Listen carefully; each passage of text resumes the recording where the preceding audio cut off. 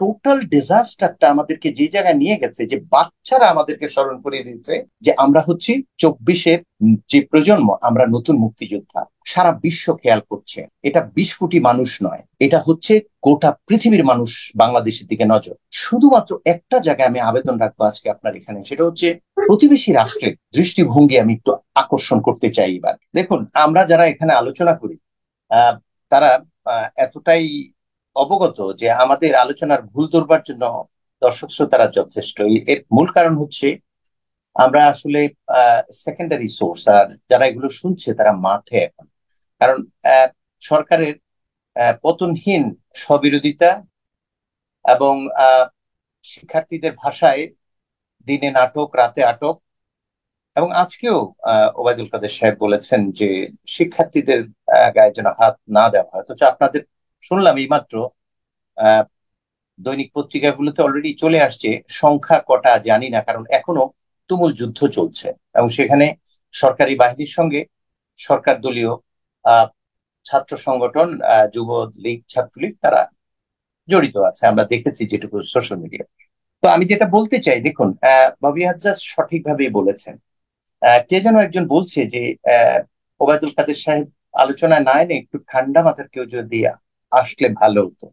আসলে সবকিছুর একটা সময় থাকে। নির্বিচার হত্যাযজ্ঞের কারণে প্রেক্ষাপট পাল্টে গেছে।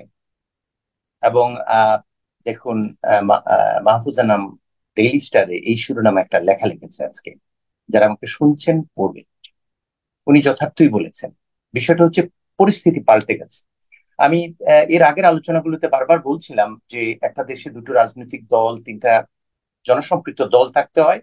কারণ তিনটা দল না থাকলে যে কেউ আওয়ামী লীগের চরিত্র ধারণ করবে এসে, সেটা আমরা চাই না।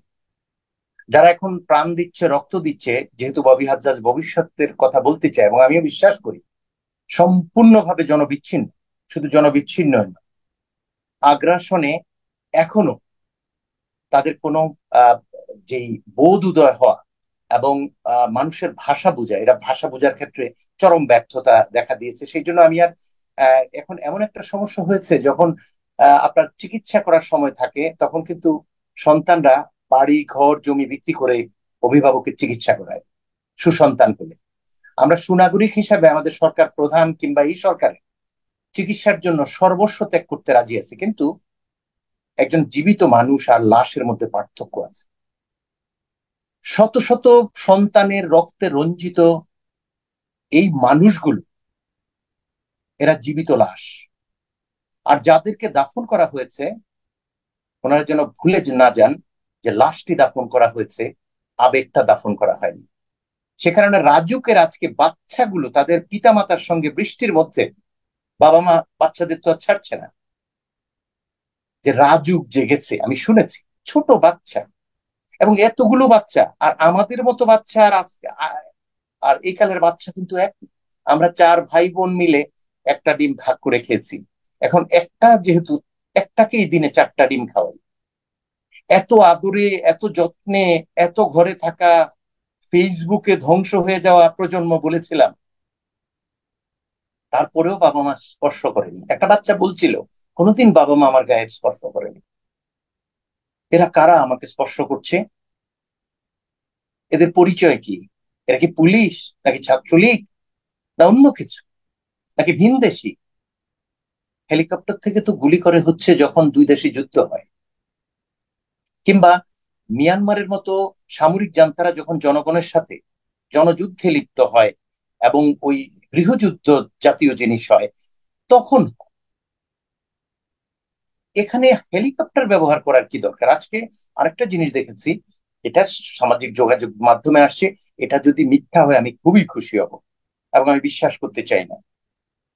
আমাদের সামরিক বাহিনীর ব্যবহার করা একখানা হেলিকপ্টার থেকে একটা ভবনের ছাদ থেকে দুজন লুঙ্গি পরা রাত মানুষ। থেকে দুজন না, প্রায় চারজনের মতো লুঙ্গি পরার সাধারণ সাধারণ পোশাক, এটা আমি দেখেছি। হ্যাঁ, হ্যাঁ। এখন এখন আমি আমি আমি বলতে চাই, আমরা একটা স্বাধীন দেশে বাস করি, আমাদের অভিভাবক আছে, আমরা ট্যাক্স দেই, আমরা এরকম একটি হত্যাযজ্ঞ হয়েছে।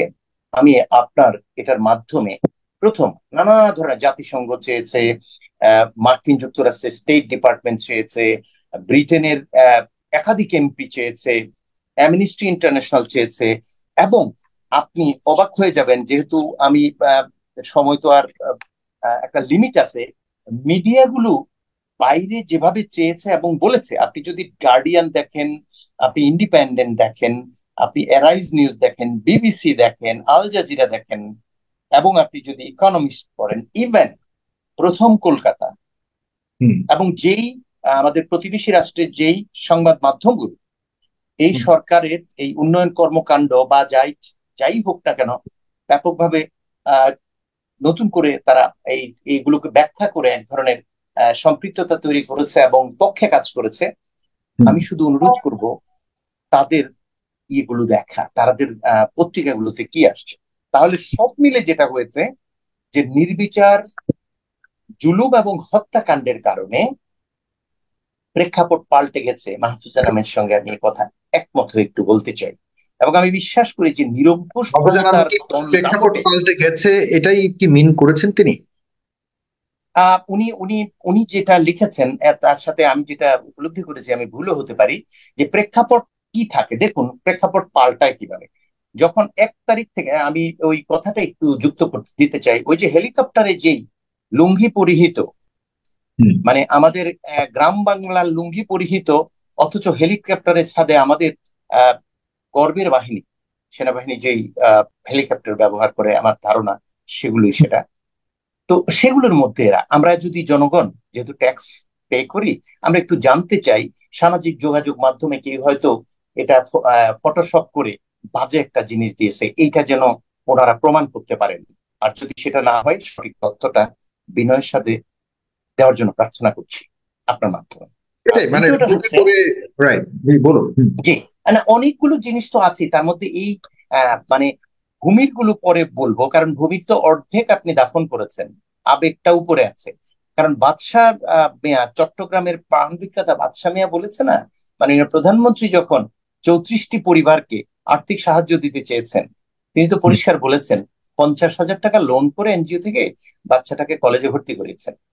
হুম পড়াতে চাননি, ছোট দুইটা বাচ্চা পড়াবেন, তো ও বলছে আমি একটু পড়তে চাই। তো বাবা বললেন আমি লোন করে ওকে ভর্তি করেছি।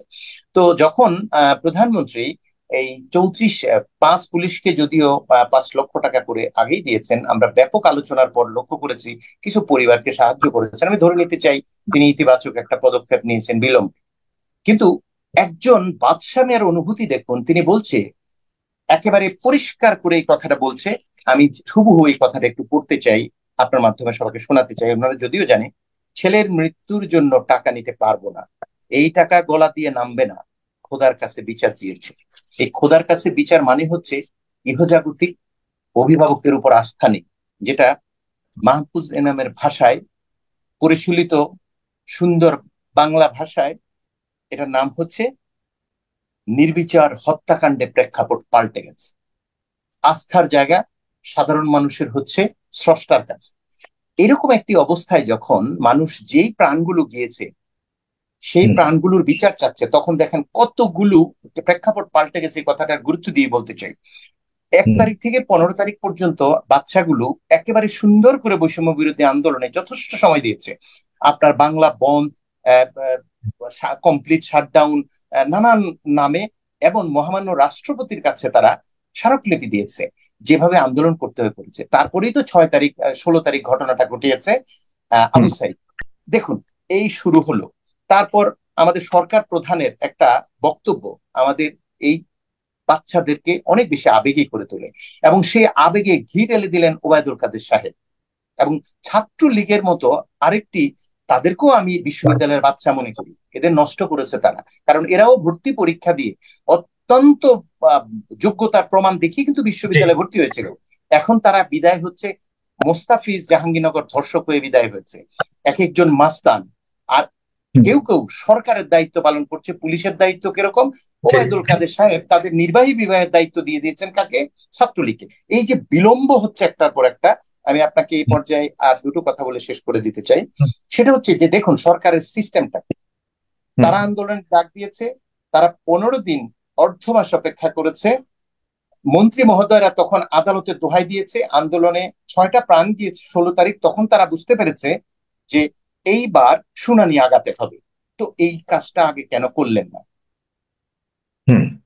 না, ওই এই আমরা পরম্পরাগত লালন ফকিরের মোটামুটি জানি। আপনার লাল- কাছে এখন সর্বশেষ না, অবস্থানটি হ্যাঁ, বলুন বলুন। অবস্থাটা যদি জানতে চাই, যে এই অবস্থাতে এখনো পর্যন্ত আন্দোলন চলছে, আন্দোলন চলমান, হুম, সরকারের বাহিনী আবারও আমরা দেখছি যে পুলিশ মোটামুটি হুম, মারমুখী অবস্থায় গেছে, এবং দেখছি। দলীয় নেতাকর্মী, আওয়ামী লীগের বিভিন্ন স্তরের নেতাকর্মীরাও কিন্তু এখন মাঠে নেমেছে জি, প্রতিবাদ করবার, প্রতিরোধ করবার জন্য, বা এই আন্দোলনকারীদেরকে নিবৃত করবার জন্য। এই ক্ষেত্রে আন্দোলনকারীদের স্পিরিট এবং এক্ষেত্রে তাদের যে অবস্থা দেখতে পাচ্ছেন, তারা জি, জি। কতটুকু এটা সহ্য করে সামনে এগিয়ে যেতে পারবে বলে আপনি আহ, মনে করেন, বলে শেষ আমি করুন। আমি আমি আমি আমি এই জায়গাটা একটা একেবারে সম্পৃক্ততা আসলে স্পেসিফিক কতটুকু? আমাকে, হুম, হ্যাঁ, আমি এই জায়গায় আমি বুঝতে পেরেছি আপনার প্রশ্নটা, যদি ভুল না করি।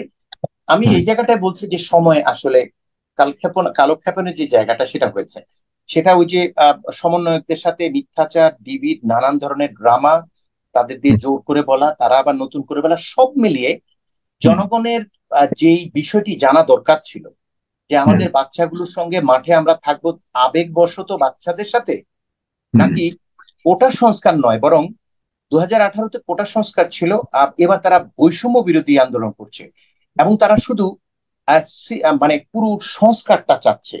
হ্যাঁ, তারা ছাত্র হলে সিট পাচ্ছে না মেধাবী ছাত্ররা, এটা তো কোটার বিষয় না, সরকারি চাকরির জায়গা না, ফলে পুরো হুম, বৈষম্য বোধ হয় তারা চাচ্ছে। যাই হোক, এই বিষয়টা যখন পর্যায়ক্রমে আপনি সরকার এই জায়গাটা তাদের ভাষা বুঝতে ব্যর্থ হয়েছে, দমন নিপীড়ন করছে, বারবার তাদের সাথে ছলচাতুরি করছে, তখন যে মানুষগুলো তাদের সন্তান হারিয়েছে এবং যে কারণে হারিয়েছে, তারা আসলে সরকারের সাথে জনগণের যে দূরত্বটা তৈরি হয়েছে, ঠিক সমপরিমাণ সম্পৃক্ততা তৈরি হয়েছে কোমলমতি বাচ্চাদের সঙ্গে। এবার পিতামাতা সন্তান হিসাবে নয়, এক হুম। ব্যর্থ রাষ্ট্রের দিকে যাচ্ছে।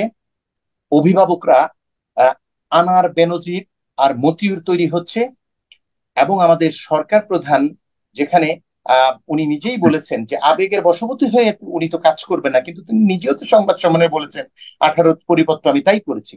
তাহলে এই টোটাল ডিজাস্টারটা আমাদেরকে যে জায়গায় নিয়ে গেছে, যে বাচ্চারা আমাদেরকে স্মরণ করিয়ে দিচ্ছে যে আমরা হচ্ছি 24-এর যে প্রজন্ম, আমরা নতুন মুক্তিযোদ্ধা। হুম, 71-এ আপনারা একটা বৈষম্য দূর করেছেন, ওই হুম। বৈষম্য দূর করার জন্য আসছেন, এখন বৈষম্য আরো বেড়েছে। 40 লক্ষ নিষ্ক্রিয় শিক্ষিত বেকার, তারা কোথায় যাবে? সেই কিন্তু জন্য তারা তারা তারা দুর্নীতি, তারা তারা দুঃশাসন। তো শিক্ষার্থী, তারা কতটুকু আসলে নিজেদেরকে এইভাবে আন্দোলনে আপনার তারা চালিয়ে যেতে পারবে? তাদের সাথে কি আসলে আচ্ছা, অন্যান্য হ্যাঁ, স্তরের সেই জনগণের জায়গাটাই সম্পৃক্ততা আসছি। কি হয়েছে বলে মনে করেন? এই জায়গাটা খুব ছোট্ট করে বলে শেষ করবেন, জি। জি, জি, জি, এই জায়গাটাই বলছি যে এই প্রেক্ষাপটটা এই জন্য গুরুত্বপূর্ণ, আমি আপনাকে বলি।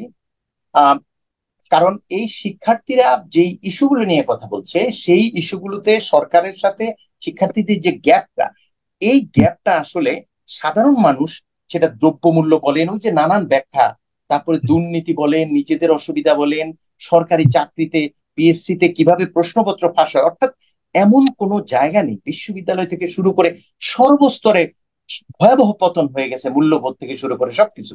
তখন জনগণ ভাবছে যে বিরোধী দল যেহেতু অহিংস আন্দোলনের চেষ্টা করেছে, এটা সত্য কথা, যত যাই বলেন বিএনপি কিন্তু বড় বড় সমাবেশ করেছে, আহ, বিভিন্ন আহ, আপনার জি। ইয়েগুলোতে, এই বিভাগীয় সমাবেশ, ঢাকায় এসে ব্যর্থ হয়েছে, এবং আপনারা জানেন কেন হয়েছে, সেটা আমি যেতে চাই না। হুম, এইবার জনগণ যেটা ভাবছে যে যেহেতু বিএনপি একটা দল, তাদের রাজনীতির অভিজ্ঞতা আছে, এবং সবকিছু মিলে বিএনপি যেভাবে আহ, চলে গেছে, ফেরত আসবে, তারা নিজেরা ফাইট করবে। কিন্তু এখন যারা আছে তারা হচ্ছে আমাদের ঘরের সন্তান, এবং এরা যে দাবিটা করছে এটা সরকার পরিবর্তনের দাবি না, কিন্তু সরকার এদের এই সামান্য দাবি পূরণ করার ক্ষেত্রে বিএনপি এবং অন্য দলকে যেভাবে দমন করেছে গত 16-17 বছর, হুম। অভিন্ন পদ্ধতি ব্যবহার করেছে এই নতুন প্রজন্মের সাথে, যেখানে তাদের ভাষাটা বুঝে। কারণ এটা বিএনপি, এটা ব্যাকফায়ার আওয়ামী লীগ, করেছে, যে কারণে এটা এখন সরকারের বিপরীতে চলে এখন গেছে, এবং এখন যেটা মোটামুটি হয়েছে, যে জি, শেষ হ্যাঁ, করতে হ্যাঁ, হবে। এখন যেটা হয়েছে, আমি এই জায়গাটা শেষ করে দিই। এখন যেটা হয়েছে যে সরকার প্রতিনিয়ত যে বক্তব্যগুলো দিচ্ছে, সেই বক্তব্যগুলোর সাথে কিন্তু আহ মানে জনগণের আরো দূরত্ব বাড়ছে। আর আজকের যে ব্যাপারটা দেখুন, আজকে কিন্তু আহ শুক্রবার সবাই একটা প্রোগ্রাম দিয়েছে, তাদের নিজের মতো করে আহ, একটা প্রোগ্রাম করবে, এবং কোথাও ভায়োলেন্ট হয়নি। আর এই অবস্থায় ভায়োলেন্ট কি করে হবে, যেখানে এত এত মানুষ তাদেরকে ফলো করছে? সেখানে হুম, যেইভাবে প্রাণগুলো কেড়ে নেওয়া হলো, আপনি ভিডিও চিত্র আছে, আপনি দেখুন, জনগণ দেখছে, মা বাবা আজকে রাজু ইয়েটার সাথে জড়িত হয়ে ওই জায়গায় ছিল, তারা তারা সব দেখেছে। সেই কারণে আমি মনে করি সম্ভবত এখন সারা বিশ্বের সাথে, আমি যে কথাটা খুব গুরুত্বের সাথে বলতে চাই এবং পরে হয়তো বলবো এই ক্লুটা দিয়ে, সেটা হলো যে সারা বিশ্ব খেয়াল করছে। এটা 20 কোটি মানুষ নয়, এটা হচ্ছে গোটা পৃথিবীর মানুষ বাংলাদেশের দিকে নজর। শুধুমাত্র একটা জায়গায় আমি আবেদন রাখবো আজকে আপনার এখানে, সেটা হচ্ছে প্রতিবেশী রাষ্ট্রের দৃষ্টিভঙ্গি আমি একটু আকর্ষণ করতে চাই এবার। দেখুন, আপনাদের সাথে আমাদের যে সম্পর্ক, আমরা এই একটু কথাটা আমি এটা পরে মনে হয় যাব। আরেকটু লম্বা পরিসরে আলোচনাটা করতে হবে। আমি আমি বুঝতে পেরেছি আপনি হয়তো এই আরেকটু, জন্য আমি মনে কিন্তু করি এটা যে আমি পরবর্তী এই যে টার্মে আমি নতুন, বলতে চাই। হুম। জি জি জি, নতুন বাচ্চাদের যে এই আন্দোলনটা, এই আন্দোলনটা সত্যি সত্যি তাদের এক জায়গায় ছিল। এখন আমি সন্তান জানি না হারা মা তাদের তাদের বাবাদের, এখানে কি মা করণীয় আছে, বাবা আমার কাছে যুক্ত মনে হয়ে হয় গেছে। তাদের কাছেও বা কেন আবেদন করবেন এটা আমার মাথায় ধারণা আমি আমার আমি কাছে। আপনাকে একটা কথা বলি, আমি জি। তাদের কাছে আবেদন করছি না, আমি শুধু এইটা বলছি যে তাদেরকে আপনি ঘরে ফেরাতে পারবেন না।